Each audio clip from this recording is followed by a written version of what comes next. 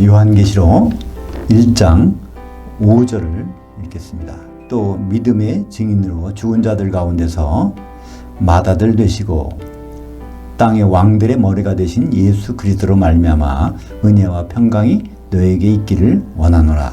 우리를 사랑하사 그의 피로 우리 죄들에서 우리를 해방하셨고, 요한계시록 1장 6절, 그의 아버지 그 하나님을 위하여 우리를 나라와 제사장들로 삼으신 그에게 영광과 능력이 세세토록 있기를 원하노라. 아멘. 이 5절 이제 내용들이 여러 가지가 들어갔기 때문에 그걸 잘라서 5절 A, 5절 B, 5절 C로 나눠서 봤습니다. 그럼 5절 A를 보면 거기 우리말 번역으로는 충성된 증인으로 이렇게 번역이 됐는데, 이것은 믿음의 증인으로 이렇게 해야 좀 더 정확합니다. 우리말에 그 충성과 믿음을 이렇게 번역을 왔다 갔다 할 때가 있어요. 같은 단어인데. 근데 충성이라는 말은 어떤 의미가 있죠? 어떤 걸 열심히 하는 것 같아. 그죠? 근데 믿음은 다른 뜻이잖아요. 믿음은 어떤 뜻일까요? 설득당하는 거예요. 그죠? 그분의 그 말씀하시는 분에게 설득당했다는 그 뜻이 바로 믿음이란 단어로 피스티스, 그의 형용사형은 피스토스 이렇게 나오고 있습니다. 증인으로 죽은 자들 가운데서 맏아들 되셨다. 죽은 자들 가운데서 맏아들 되셨다는 게 하나 생략된 거 있어요.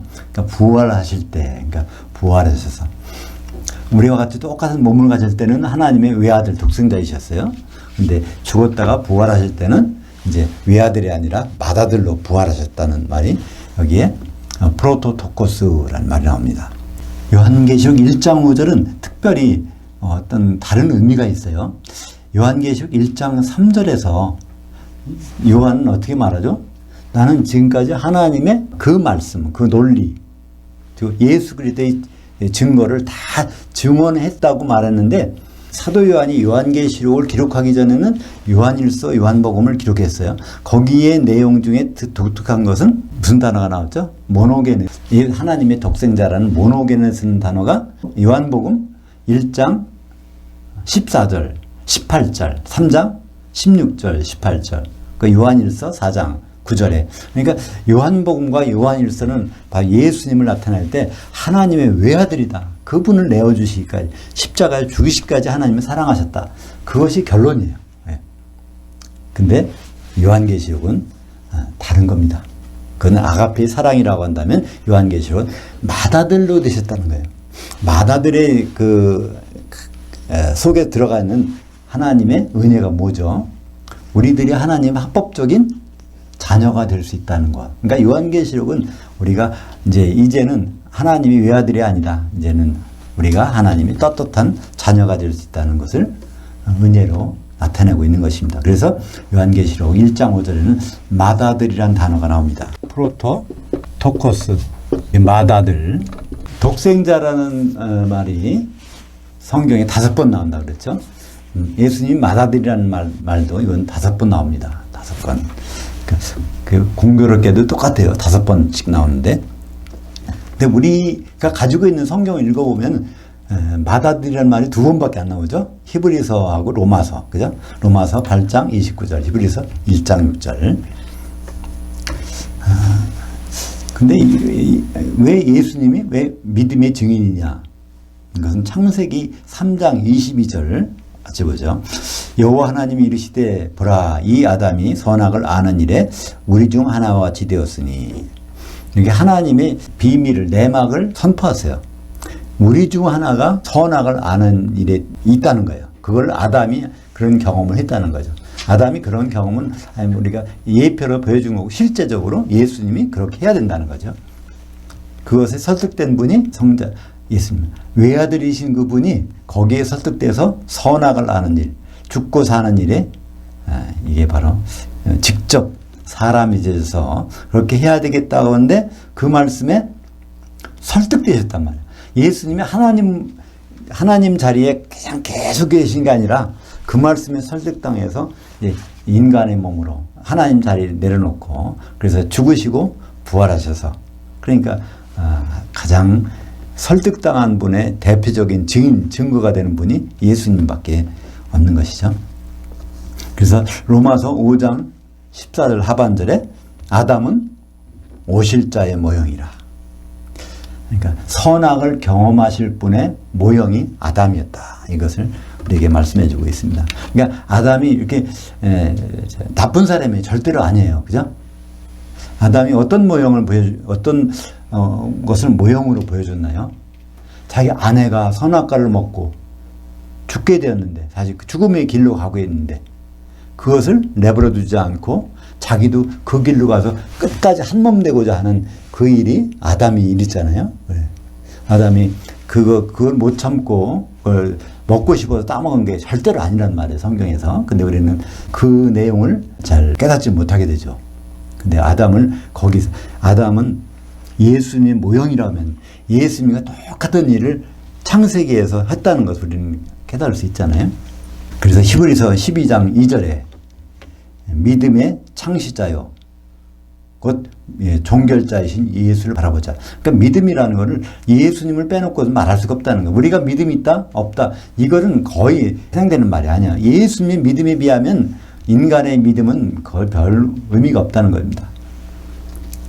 왜냐하면 믿음을 처음으로 시작한 분, 설득당해서 인간의 몸을 입고 죽으신 분, 그러다가 이제 다시 하나님을 복귀하신 분. 그래서 믿음의 창시자요 종결자이신 예수님. 그 예수님이 믿음을 표현하는 방법이 그 앞에 있는 기쁨을 위하여 십자가를 참으사. 그러니까 십자가를 지실 때 그 십자가 지나면은 거기에 기쁨이라는 여성이 나온다는 말이에요. 기쁨 여성명사. 그러니까 그게 뭐겠어요? 십자가를 지면은 피를 흘리면은 거기에 그 아내가 기다리고 있다는 그걸 보고 십자가를 지셨다는 그것이 믿음이라고 히브리서 12장 2절에 나타내고 있습니다. 그래서 선악을 경험했더니 하나님 보좌 우편에 앉으셨느니라. 우편이란 자리는 바로 그 자리. 다시 말해서 하나님으로 복귀하셨다는 내용입니다. 하나님으로 복귀. 그러니까 인간이 되셨다가 하나님으로 복귀한 것이 히브리서 12장 2절 말씀입니다. 그래서 마다들이 나오는 것이 성경에 5군데가 있는데 오늘 우리가 본 요한계시록 1장 5절에 마다들이 있고요. 처음 나오는 것이 로마서 8장 29절에 있습니다. 로마서 8장 29절에 있는데 여기 마다들이라는 그 말을 성경을 많이 읽은 분도 기억이 안 나요. 마다들이 어디서 처음 나오지? 그러면 잘 대답을 못 하세요. 왜 그럴까요? 제가 질문을 굉장히 어려운 질문을 한 것 같아요. 그죠? 밤하늘에는 별이 잘 보이죠. 그죠? 근데 낮에는 별이 안 보인단 말이에요. 왜 안 보일까요? 햇볕이 너무 강렬해서 별을 볼 수가 없어요. 그 마찬가지로 로마서 8장 29절 앞에 뭐가 있으니까 29절에 안 보인단 말이에요. 8장 28절에 뭐가 있죠? 하나님을 사랑하는 자, 곧 그 뜻대로 부르시고 입은 자들에게는 모든 것이 합력하여 선을 이루느니라. 이런 말씀이 나오니까 그 말이 너무 좋아서 그 다음 분 안 보질 않는 거예요. 그죠?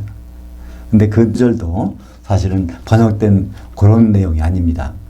바로 이 마다들 된다는 것을 설명하는 그 내용인데 그냥 하나님은 모든 걸 좋게 만들어 주셔. 이렇게 우리가 이제 이해하고 있는 부분이죠. 로마서 8장 29절을 정확하게 번역해서 읽어보면 이렇습니다. 같이 볼까요? 하나님이 미리 아신 자들을 또한 그의 아들의 그 형상을 함께 조성하기로 미리 정하셨으니 이는 그런 많은 형제들 중에서 마다들이 되게 하려 하심이니라. 예수님을 진짜 마다들 되게 하신다는 것. 그러니까 마다들이라고 했지만 마다들이 아들이 한 명이면 마다들이 될 수 없잖아요. 그래서 하나님의 많은 자녀가 있는데 그들이 실제로 아들이 되어서 하나님의 아들의 자격으로서 그렇게 이 그리스도의 몸을 이룰 수 있을 때 그러면 진짜 예수님이 마다들 되신다는 거예요. 실질적으로. 예수님이 실질적으로 마다들 되게 하는 일이 어디에 있어요? 우리들의 사명입니다. 우리들이 그런 정말 하나님의 아주 합당한 아들들이 돼서 이렇게 한 몸을 이루면은 당연히 예수님은 마다들로 실질적인 마다들 된다는 것이죠. 그러니까 우리가 하나님의 제대로 아들이 되지 못하면 하나님 자녀로 끝난다면 예수님은 마다들이 되기가 힘드신 분이죠. 그러니까 우리가 하나님의 자녀, 하나님의 아들, 그건 차이가 난다고 그랬죠? 하나님, 원래 아들이라는 것은 그 법적인 상속권을 가지는 것을 말하고 자녀라는 것은 태어난 걸 얘기하는 거예요. 그죠? 태어나서 장성해야 되는데 히브리서 1장 6절 또 그가 맏아들 이끌어 세상에 다시 들어오게 하실 때 됐는데 그 세상이 아닙니다. 거주지 오이쿠메네. 예수님은 재림하실 때 모노게네스로 오시지 않습니다. 그죠? 프로토토코스로 오세요. 맏아들로 오시는데 어디로 오시느냐면 거주지로 오신대. 그 거주지, 성도들의 거주지로 오시는데 우리는 그 장소를 알고 있습니다. 어디로 올까요? 공중에, 그죠? 공중에. 이제 데살로니가전서 4장 17절에 보면 공중에서 만나니까 공중. 근데 그 공중이라는 곳을 여기 거주지로 표현하고 있습니다. 성도들의 거주지면서 예수님의 거주지. 그러니까 거주지가 거기니까 예수님은 지상으로 내려오실까요? 안 내려오실까요? 거기서 항상 같이 있으니까 예수님은 안 내려오십니다. 골로새서 1장 15절에 거기도 이제 맏아들, 골로새서 1장 18절에도 그 맏아들 프로토토코스. 5절 두 번째 부분을 보겠습니다. 땅의 왕들의 머리가 되신 예수 그리스도로 말미암아 은혜와 평강이 너희에게 있기를 원하노라. 여기에 중요한 단서가 있어요. 요한계시록을 이해하는데 가장 중요한 단서. 요한계시록은 땅이라는 말이 많이 나오는데 그 땅을 이 지구의 지표면으로 생각하면 요한계시록이 이해가 되지 않습니다. 그래서 이 땅에 대한 정의를 요한계시록 1장에 분명히 해놓고 그 다음에 설명해 주세요. 그러니까 1장에서 이 1장 5절의 땅이 무엇인지를 정확히 알아야 2장부터 그 요한계시록 마지막 끝장까지 요한계시록 이해할 수 있습니다. 땅의 왕들의 머리. 그걸 이해하기 위해서 우선 5장 9절과 10절 읽어볼까요? 거기에 땅의 왕들이 누구라는 걸 알 수 있으니까 5장 9절을 봅니다. 그들이 새 노래를 불러 이르되 두루마기를 가지시고 그 인봉을 떼기 합당하시도다. 왜냐하면 일찍 죽임을 당하사 각 족속과 방언과 백성과 민족 가운데서 사람들을 피로 사서 그 하나님께 드리시고 그들로 우리 하나님 앞에서 나라와 제사장들을 삼으셨으니 그들이 땅에서 왕노릇 하리로다 하더라. 여기에 이제 셋째 하늘에 올라가서 보니까 거기 생물천사가 네 생물천사가 있고 24장로천사가 있는데 그들이 하는 얘기예요. 각 족속과 방언에서 그 중에서 하나님이 택하신 자들이 나와서 그들로 나라와 제사장을 삼으셨는데 그들이 땅에서 왕노릇 하리로다. 그러면 그들이 성도라는 것을 알 수 있죠? 성도들이 땅에서 왕노릇. 이것은 교회에서 왕노릇이라는 것은 사실 통치한다는 거, 하나님과 더불어 통치한다는 것이죠. 그러니까 이 요한계시록 1장 5절에 땅의 왕들은 누굽니까? 성도들입니다. 그러니까 땅은 교회고, 그래서 요한계시록에서 땅은 교회, 바다는 세상, 또 강이 나오는데 강은 교회와 세상 중간에 왔다 갔다 하는 사람들. 골로새서 1장 18절을 그 밑에 가운데 강에서 가운데 밑에 있습니다. 그는 몸인 교회의 머리시라. 그가 근본이시오 죽은 자들 가운데서 맏아들이시니 친히 만물의 으뜸이 되려 하심이요. 거기서 예수 그리스도는 교회의 머리라고 되어 있어요. 근데 오늘 요한계시록에서는 땅의 왕들의 머리. 그러니까 이 땅은 교회라는 것을 알 수 있죠. 그래서 이 맏아들 또 교회 머리 이 단어가 같이 나오는 것이 골로새서하고 요한계시록에서 똑같이 그죠? 맏아들이라는 단어와 그 머리라는 단어와 땅의 머리 땅이라는 단어가 같이 나오니까 이거 연관 관계를 통해서 요한계시록의 땅은 교회로 보게 되는 것입니다. 그래서 요한계시록 8장 7절에 예를 들어서 한번 그걸 읽어보죠. 첫째 천사가 나팔을 부니 피 섞인 우박과 불이 나와서 땅에 쏟아짐에 땅의 3분의 1이 타버리고 수목이 3분의 1도 타버리고 각종 푸른 풀도 타버렸더라. 이걸 읽을 때 그냥 불이 내려와갖고 땅이 다 타버리는구나. 이렇게만 보면은 우리가 요한계시록을 잘 이해를 못하겠죠?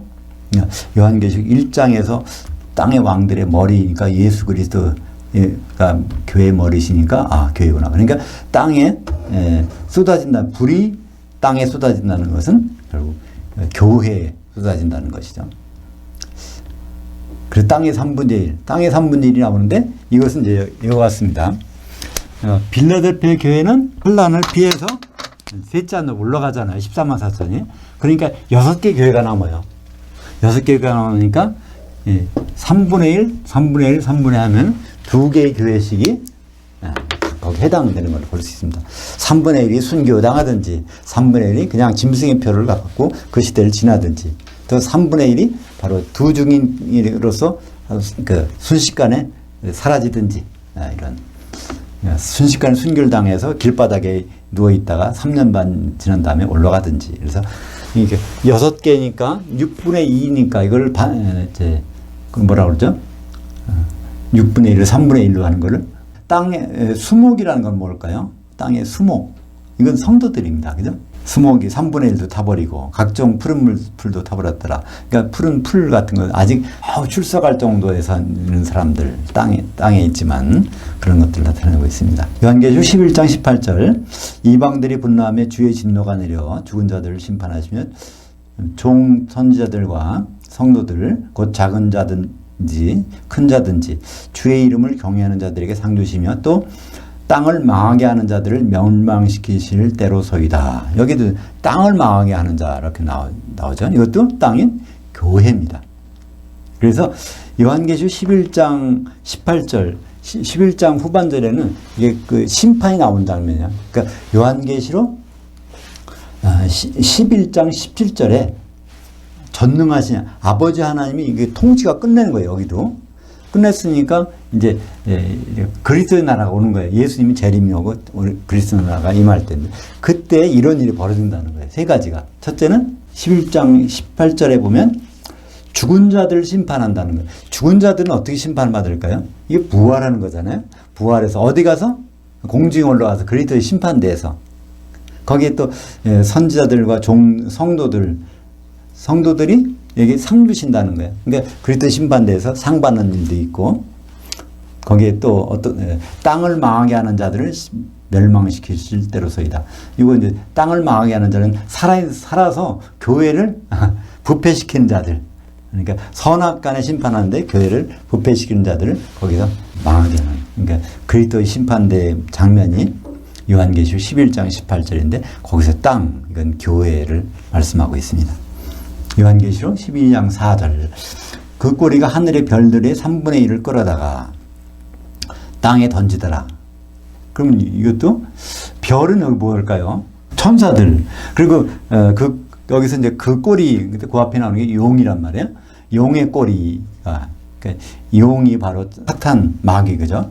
그 3분의 1을 데려다가 어디다가 땅에다가 내버리는 거예요. 땅에. 그러니까 교회에 누가 들어가는 거예요? 교회에 사탄의 천사들이 거기 들어와 있는 거예요. 그럼 다른 말은 귀신들이죠. 그러니까 교회가 귀신으로 충만하게 되는 때가 오야야 주님 오신다는 거예요. 그 다음에 그러니까 요한계시록 18장 2절에 보면 그 큰 성 바벨론 그 음녀교회가 어떤 모습인지 타락했도다 타락했도다 큰 성 바벨론 귀신의 처수와 각종 더러운 영의 옷과 각종 더러운 새들의 옥이 되었도다. 그러니까 아주 교회 전체가 아주 더러운 귀신으로 가득 찬 것. 그것이 바로 용의 꼬리로 3분의 1이 들어와서 교회에 충만한 그런 장면이 예수님 모시기 직전에 교회의 모습으로 알고 있게 된 것입니다. 요한계시록 12장 4절에 우리가 그걸 마저 읽어볼까요? 그 꼬리가 하늘의 별들의 3분의 1을 끌어다가 땅에 던지더라. 그 용이 해산하려는 여자 앞에서 그녀가 해산하면 그 아이를 삼키고 자더니 요한계시록에서 한 여자가 나오는데 그 여자가 어떤 여자예요? 해를 옷 입었고 밑에 발 아래 달이 있어. 그러니까 해라는 것은 요한계시록에서 성경에서 바로 예수님입니다. 주님. 그죠? 해를 옷 입었다는 것은 그리스도로 옷 입는 것이 나와죠. 그죠? 그리스도로 옷 입는 것이 뭘까요? 성령 세례를 받은 거예요. 그죠? 갈라디아서 3장 27절에 보면 누구든지 성령 세례 받은 자는 그리스도로 옷 입었느니라. 그러니까 교회 진정한 교회의 모습은요. 그 성령의 옷을 입는 거예요. 그리스도로 옷 입는 것. 그 여자가 바로 요한계시록 12장의 1절에 나오는 그 여자입니다. 근데 그 밑에 발 아래는 뭐가 있어요? 달이 있다고 그랬어요. 그죠? 달은 누굴까요? 사도죠, 그죠? 그러니까 예수님과 사도의 관계는 아주 밀접한 관계에 있어요. 그러니까 예수님이 해라면 사도들은 달이에요. 사도들은 자기의 생각을 전하는 게 아니라 순전히 예수님의 생각을 그대로 전합니다. 예수님 말씀을 그대로. 해와 달, 여자, 그건 교회를 나타내죠.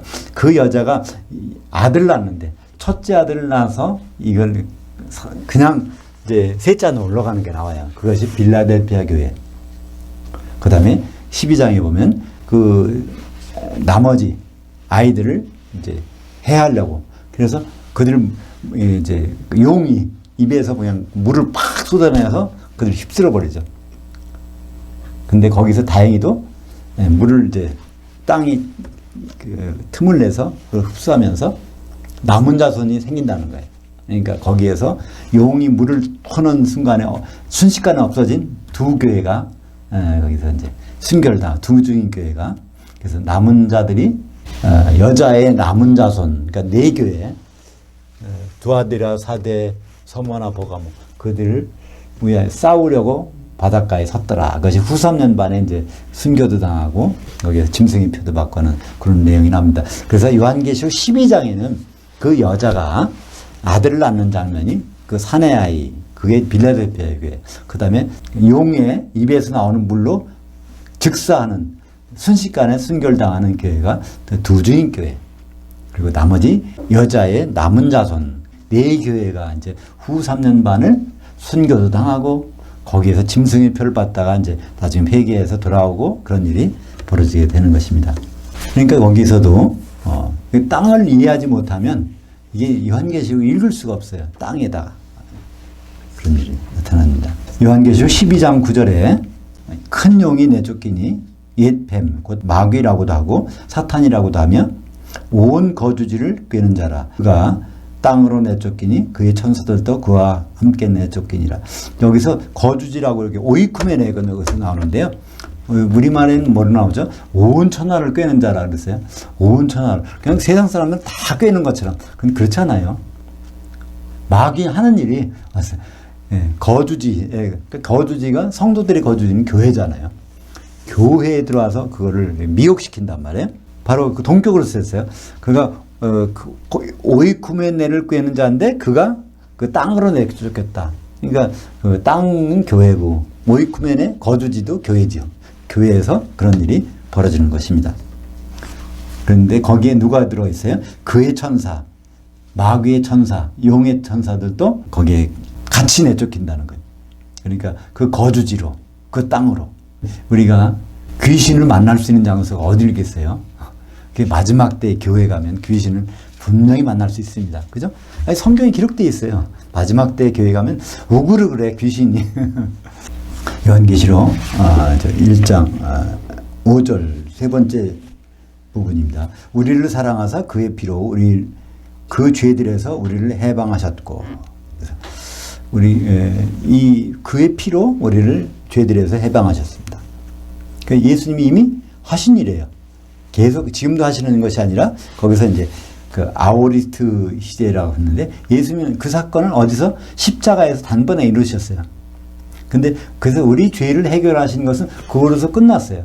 그럼 우리가 그냥 놀면 될까요? 그냥 이제 죄를 사함받았으니까 이제는 끝났다. 그게 아니라 그 죄를 해결해 주신 그 이유를 목적을 알게 되면 그분의 피로 교회를 만들어서 이 교회가 그리스도의 신부가 되는 것이 최종 목적지라는 걸 아는 것이 필요하겠죠.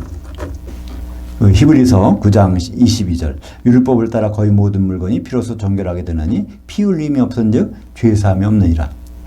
그러니까 이 피가 보통 피가 아니라 하나님의 피. 그러니까 이 피는 모든 죄를 사할 수 있는 그 피가 2000년 전에 흘리신 것입니다. 사도행전 20장 28절 하반절에 성령이 그들 가운데 여러분들을 감독들로 삼고 하나님이 자기 피로 사신 교회를 보살피게 하셨느니라. 여기도 하나님의 정관사가 붙었어요. 그죠? 그 하나님이 자기 피로 사신 교회. 그러니까 그건 예수님이죠. 예수님이 자기 피로. 그래서 예수님이 피 흘리신 것. 그 목적이 개인 구원 과정 중에 하나죠. 예수님이 피 흘리신 것은 교회를 사시기 위한 것이고, 그 교회는 예수님 신랑으로 오실 때 그 교회가 신부로 준비돼야 그 마지막 목적지까지 가는 건데, 그냥 중간에 끝나버리면은 예수님이 누구하고 결혼하시겠어요? 결혼 그냥 이상하게 돼버리는 거죠. 요한계시록 1장 6절입니다. 그의 아버지 그 하나님을 위하여 우리를 나라와 제사장들로 삼으신 그에게 영광과 능력이 세세토록 있기를 원하노라. 그래서 이미 우리를 나라와 제사장들로 삼아주셨어요. 여기서 나라라는 것은 결국은 뭘 가리킵니까? 그 왕국이란 뜻이에요. 예, 그 천년왕국의 구성원들로 우리를 삼아주셨어요. 아직은 그 역할이 안 되지만 이미 그 값을 치러주셨고 그런 계획이 있으시단 말이에요. 그게 바로 이제 요한계시록 20장 6절에 보면 그 이제 마지막에 그리스도 심판 후에 나타나는 것이 나오죠. 같이 보죠. 이 첫째 부활에 참여한 자들은 복이 있고 거룩하도다. 둘째 사망이 그들을 다스리는 권세가 없고 도리어 그들이 하나님과 그리스도의 제사장들이 되어 천년 동안 그리스도와 더불어 왕노릇하리라. 천년 왕국이 여기서 이제 실현되는, 천년 왕국에 우리들이 제사장으로서 이미 소임을 받고, 아직은 지금은 그런 역할을 안 하지만 우리는 그것을 준비해야 되는 본분을 갖고 있습니다. 기도하겠습니다. 하나님 아버지 감사합니다. 오늘 요한계시록 1장 4절부터 6절까지 말씀을 통해서 여러 가지 사건과 여러 가지 일들을 살펴보았습니다. 하나님이 왜 아시아 7교회에 관심이 많으신지, 그는 하나님은 모든 이 세상의 교회의 성도들에게 관심이 많으신 것을 우리에게 보여주셨습니다. 하나님이 약속한 하나님의 장막에 우리가 있게 하시고 주님이 마다 되심으로 말미암아 우리가 은혜로 하나님의 아들들이 된 것을 감사하고, 또 교회의 머리신 이 예수님이 신랑으로 오실 때 우리 주님을 맞을 준비를 할 수 있는 넉넉한 성도들이 될 수 있도록 인도하여 주시옵소서. 예수님 이름으로 기도합니다. 아멘.